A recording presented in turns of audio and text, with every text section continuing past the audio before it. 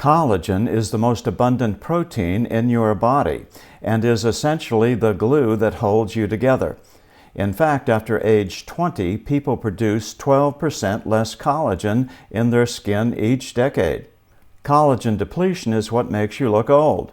Most collagen supplements do not provide the hydrolyzed bioactive collagen peptides that enable your body to digest collagen properly, plus it tastes badly.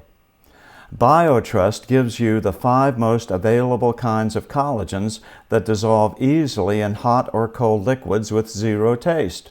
You can add it to your coffee, tea, or smoothies, or even baked goods recipes. So to look and feel younger fast, go to www.healthwithbill.com. Good evening. I'm still reporting on Impeachment 2.0.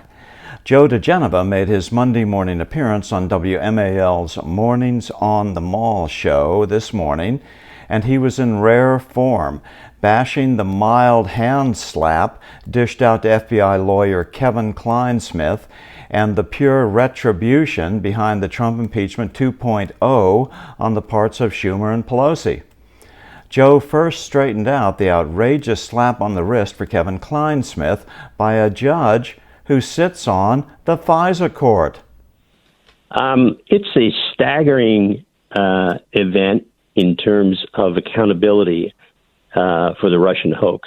Here is a lawyer working for the FBI, a senior lawyer, by the way, one of those in charge of the investigation, who falsified a piece of evidence to the FISA court, which was essential. What he falsified was a document. The CIA had informed the FBI that Carter Page was cooperating with them. In essence, he was an asset for the United States government, not a spy, not a Russian asset, an American asset. And Clinesmith changed the email to make it look like Carter Page was a Russian asset. It is inconceivable to me that Mr. Clinesmith would not have gotten at least some minimal jail time as a warning to other people, both in the intelligence community and the FBI and DOJ, about the importance of telling the truth to the FISA court. This incomprehensible result is compounded by the fact that Judge Boasberg is a FISA court judge. And so how he could have reached this conclusion is beyond me. Judges are given great independence in sentencing, but I must say that this one just doesn't make any sense. And indeed, it's almost, you get the impression that the judge didn't want to sentence Mr. Clinesmith and was doing it just because he literally had to. It's disappointing in this sense. We need to send a very strong signal to people in the FBI and the DOJ and the intelligence community about the importance of protecting the civil rights of American citizens. Remember, FISA is used to spy on foreign officials, and when it's used to spy on Americans, there's a very high bar. And apparently, Judge Boasberg thought that high bar had been met here. Again, it's incomprehensible, this sentence. I feel sorry for Joe. He has expended his life defending the Constitution and the rule of law, and he just can't quite let himself believe that in a few short years it is crumbling away.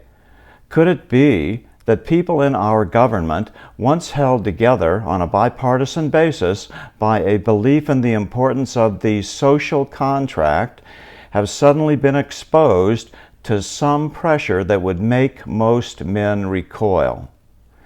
Joe doesn't want to believe that, but I just cannot see any other explanation. Joe was then asked about the judge stating that he felt that Mr. Clinesmith did not intend to lie.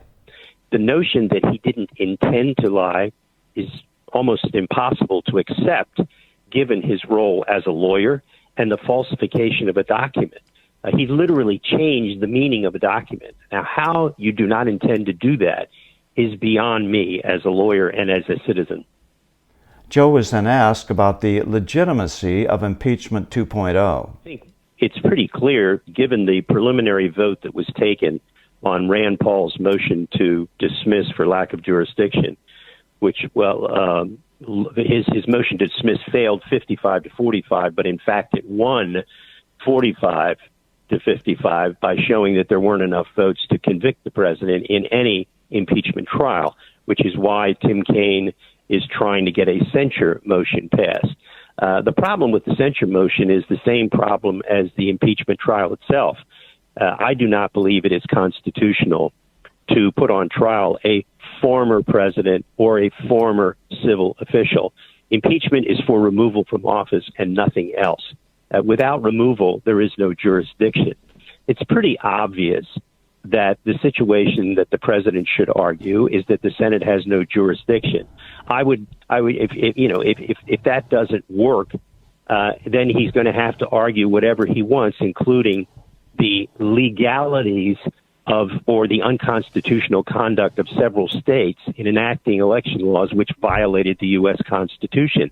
You can do that without getting into the nuts and bolts of fraud and all of that. You do what Texas argued in the Supreme Court, which the Supreme Court unfortunately didn't hear, which is states violated the U.S. Constitution by enacting laws in violation of the U.S. Constitution in a way that couldn't be done because they did it through governors and through secretaries of state. Well, if it gets to the point where they discuss the actual election itself, I think the most important thing to discuss are the ways in which individual states like Pennsylvania and Michigan and Wisconsin violated the U.S. Constitution and violated their own state laws by the manner in which they allowed mail-out voting and other changes to certification of signatures and ballots and envelopes. That, to me, is the key thing.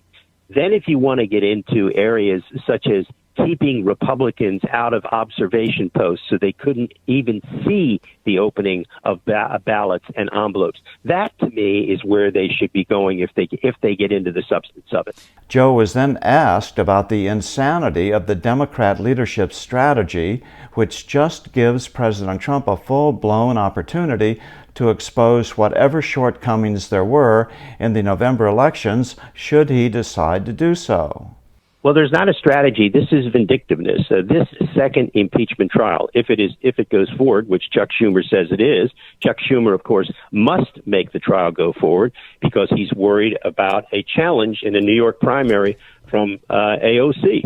Right. That's what's driving this, besides the nuttiness of the Speaker of the House, Nancy Pelosi, who is literally a loon at this point when you watch her and her various news conferences. She's one of the most bizarre human beings walking on the face of the earth. Her communication is unintelligible sometimes. But the bottom line is this.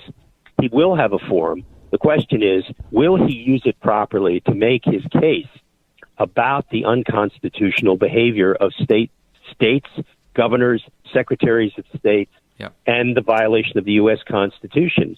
And then I would tailor it to a very limited number of instances, most important of which is the exclusion of Republican observers from the opening of the mail-out ballots. That is one of the key things of all. Plus, there are several other major flaws, like saying that ballot counting had stopped when in fact it had not. I mean, these are unassailable facts. So, unless cooler heads prevail, opening arguments in President Trump's second impeachment trial will begin this Saturday.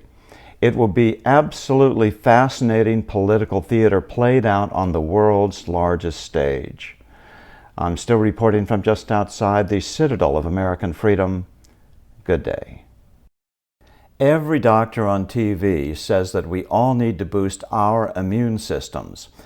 And STEM Enhance does that in a unique way by increasing blood levels of your own adult stem cells, the backbone of your immune system, by over 30% in just 1 hour. Click on the link in the description box below for details.